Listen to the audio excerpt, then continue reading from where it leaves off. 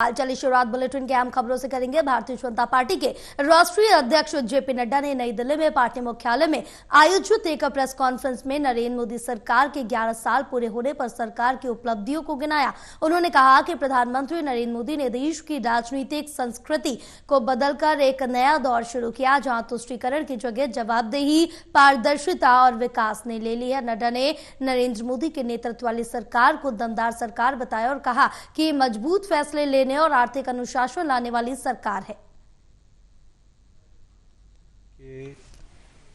प्रधानमंत्री मोदी जी के नेतृत्व में हम 11 साल पूरे कर रहे हैं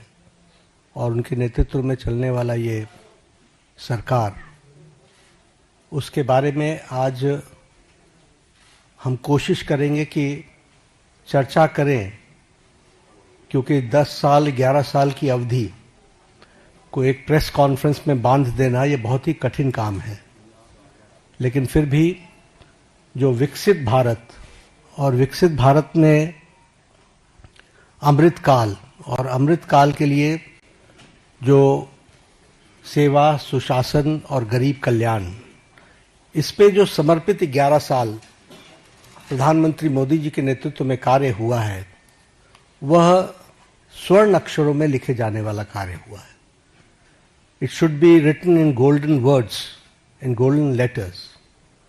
क्योंकि जो काम हुआ है वह अकल्पनीय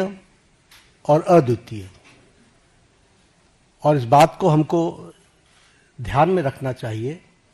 कि किस तरीके से प्रधानमंत्री मोदी जी ने देश की राजनीति की संस्कृति, पॉलिटिकल कल्चर, देश के राजनीतिक संस्कृति, पॉलिटिकल कल्चर को उन्होंने परिवर्तित किया है। देश 11 साल पहले तुष्टीकरण पर और तुष्टीकरण के साथ साथ समाज को खंडित करके अपनी कुर्सी को सेफ करना,